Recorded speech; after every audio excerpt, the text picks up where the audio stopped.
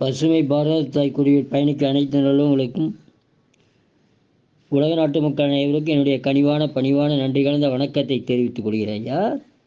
ஐயா, குளிர்னா குளிர் காய்ச்சல் ஐயா, குளிர் காய்ச்சல் தாங்க முடியலைங்க ஐயா. இதுக்கு என்னங்க ஐயா பண்ணுறது? ஆஸ்பத்திரிக்கு போனால் ஊசி வேற போடுவாங்க ஐயா. இது கொஞ்சம் சொல்லுங்க ஐயா, குளிருங்க ஐயா எனக்கு.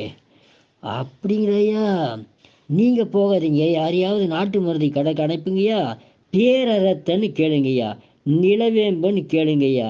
இது நல்லா ஒரு 10 கிராம் வாங்கிக்கோங்கய்யா. வாங்கிட்டு வந்து வச்சுட்டு அதில் 5 கிராம் நல்லா தூள் பண்ணிங்கய்யா.